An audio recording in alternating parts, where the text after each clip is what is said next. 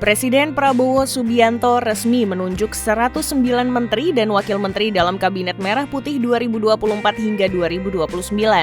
Dari 109 anggota kabinet itu hanya ada 13 perempuan di dalamnya. Berikut profil 13 rekan di Kabinet Merah Putih. 1. Sri Mulyani. Sri Mulyani total telah mengabdi menjadi menteri selama 14 tahun sejak era Presiden Susilo Bambang Yudhoyono. Dirinya memulai karir sebagai spesialis penelitian keuangan publik, kebijakan fiskal, dan ekonomi tenaga kerja, kemudian terpilih menjadi Eksekutif Director di International Monetary Fund sejak 1 November 2002. Kemudian masuk dalam kabinet era Susilo Bambang Yudhoyono sebagai Menteri Negara Perencanaan Pembangunan Nasional, Kepala Badan Perencanaan Pembangunan Nasional pada tahun 2004.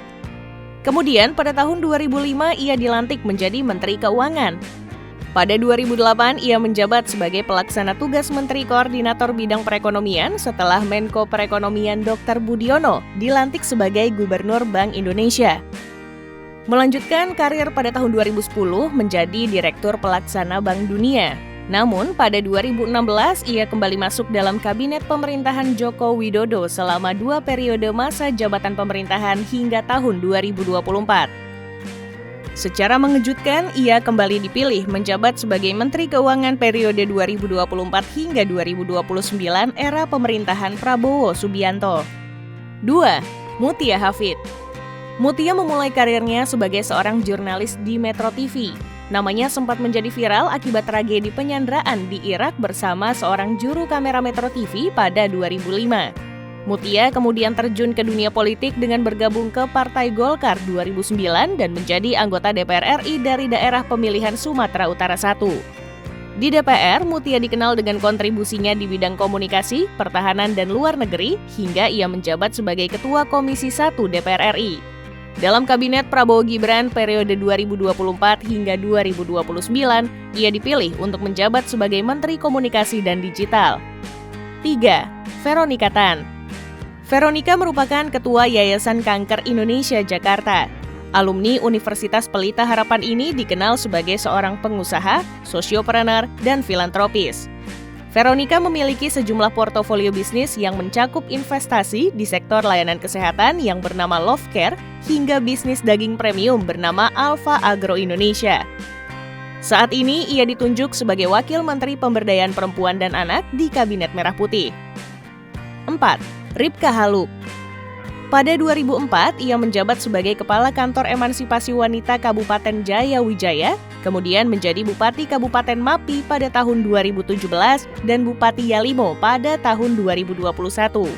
Dia diangkat sebagai staf khusus di bawah Kementerian Dalam Negeri sebelum menjabat Gubernur Provinsi Papua Tengah.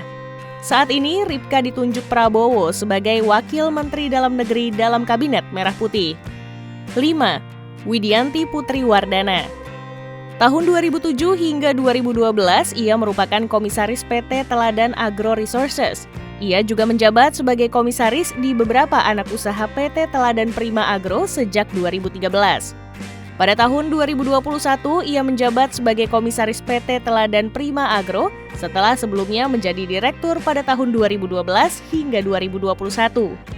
Dalam Kabinet Prabowo Gibran, ia ditunjuk menjadi Menteri Pariwisata.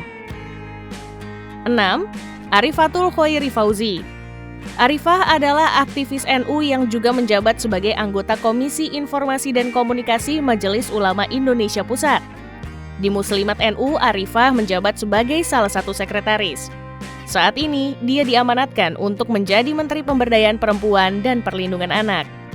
7. Isyana Bagus Oka.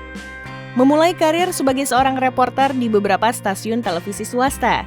Kemudian, Isyana memutuskan langkahnya untuk masuk ke dunia politik, tepatnya pada 2014 bersama Partai Solidaritas Indonesia. Pada 2015, secara resmi dirinya dinyatakan sebagai Ketua DPP PSI. Saat ini, ia ditunjuk sebagai Wakil Menteri Kependudukan dan Pembangunan Keluarga atau Wakil Kepala Badan dan Keluarga Berencana Nasional. 8. Diah Roro Esti. Seorang politikus yang menjabat sebagai anggota DPR sejak tahun 2019. Esti mendirikan Institut Energi dan Lingkungan Indonesia, sebuah LSM yang didedikasikan untuk meningkatkan kesadaran tentang pemanasan global dan perubahan iklim. Dalam Kabinet Merah Putih, Esti menjabat sebagai Wakil Menteri Perdagangan. 9. Stella Christie. Stella merupakan seorang guru besar di Tsinghua University China yang memiliki keahlian di bidang cognitive science. Stella merupakan kepala riset laboratorium otak dan kecerdasan di Tsinghua University dan sempat mengajar di Swarthmore College, Amerika Serikat. Presiden Prabowo menunjuk Stella untuk menjadi Menteri Pendidikan Tinggi Sains dan Teknologi dalam Kabinet Merah Putih. 10. Diana Kusumastuti. Dipercaya menjabat sebagai Direktur Jenderal Cipta Karya Kementerian Pekerjaan Umum dan Perumahan Rakyat pada Desember 2020. Ia dikenal aktif mengembangkan kawasan Ibu Kota Negara Nusantara bersama Ditjen Cipta Karya Kementerian PUPR.